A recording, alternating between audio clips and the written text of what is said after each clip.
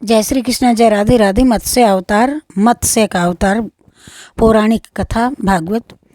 श्री मत्स्य अवतार की उत्पत्ति का वर्णन।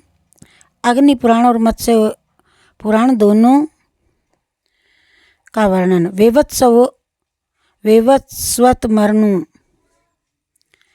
वेवस्वत मनु राजाओं के वंशज थे। ऐसा माना जाता है कि मनु राजाओं की उत्पत्ति श्री ब्रह्मा द्वारा की गई थी। वेवस्वत मनु एक अच्छे राजा थे। अध्यात्म में उनकी रुचि बढ़ने पर उन्होंने अपना राज्य अपने बेटे को सौंप दिया और तपस्या करने के लिए जंगल में चले गए। उनका दूसरा नाम सत्यव्रत था और उन्होंने लंबे समय तक श्री ब्रह्मा जी की कठोर तपस्या की। तो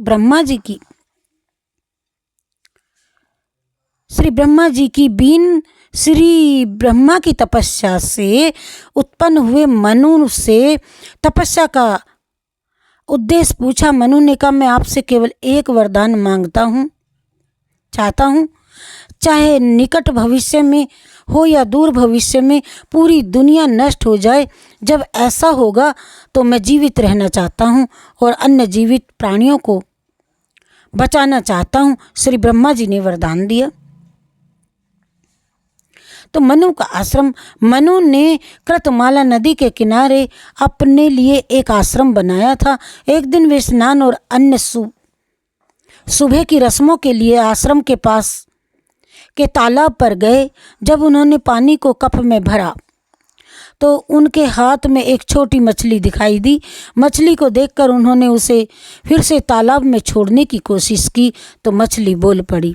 मछली का अनुरोध और पहले ने कहा कि कृपया फिर मुझे अपने पानी में मत छोड़ो, मुझे बड़ी मछलियाँ खा जाएंगी यहाँ, कृपया मुझे बचा लो। इसीलिए मनु ने मछली को अपने कमंडल अनुष्ठानों के लिए इस्तेमाल किया जाने वाला पानी का बर्तन उसमें डाल दिया। मछली की वृद्धि होती गई। मछली तुरंत कमंडल के लिए बहुत बड़ी हो गई।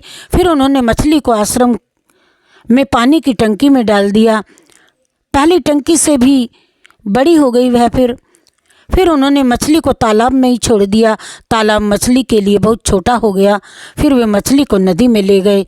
नदी सूख गई और मछली को रखने के लिए बहुत छोटी हो गई। फिर उन्होंने मछली को समुद्र में छोड़ दिया। बढ़ती गई मछली समुद्र से भी बड़ी हो गई। मनु ने पूछा, ए मछली, मनु का बोध है, ए मछली, मैं जानता हूँ तुम माया कर रही हो मेरे साथ। ब्रह्मांड में केवल एक ही व्यक्ति ऐसा कर सकता है। अब मुझे एहसास हुआ कि तुम भी श्री महाविष्णु ही हो। कृपया मुझे इन सभी भ्रमों का कारण बताओ। तो मछली रूपी विष्णु जी का उपदेश है। श्री महाविष्णु ने मछली के रूप में कहा, हाँ, मैं महाविष्णु हूँ। मैं अब धर्म की रक्षा और अधर्म का नाश करने आया हूँ। जैसे तुमने मछली के रूप में मेरी जान बचाई है, वैसे ही मैं तुम्हें पृथ्वी पर रहने वाले जीवों को बचाने का अवसर दे रहा हूँ। 7 दिन के अंदर पूरी दुनिया जलमग्न हो जाएगी। एक बड़ी नाव तुम्हारे पास आएगी। नाव मूल रूप से देवताओं के द्वारा बनाई गई थी। तुम नाव में बैठ जाना। तुम अपने साथ वेद, ब्रह्म ज्ञान और सप्त ऋषियों को लेकर के चले आना।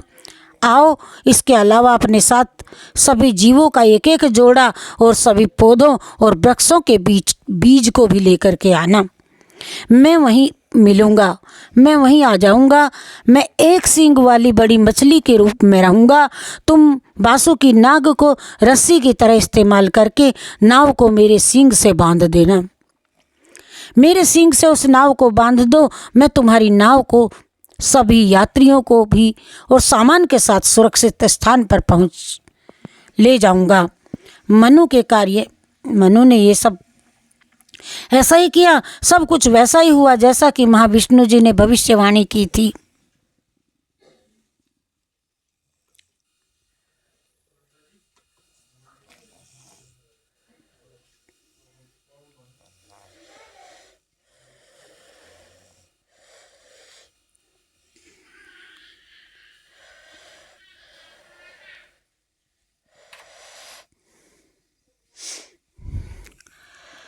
सब कुछ वैसा ही हुआ। महाविष्णु ने जैसी भविष्यवाणी की थी, जल प्रलय आया और पूरी दुनिया जल में डूब रही थी।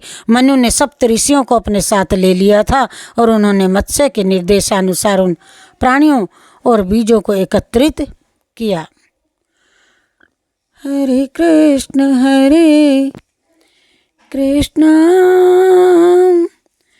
ओ कृष्ण कृष्ण हरे हरे, हरे राम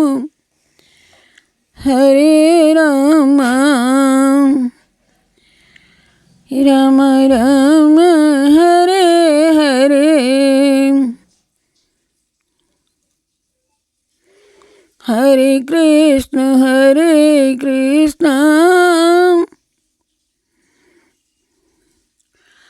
कृष्ण कृष्ण हरे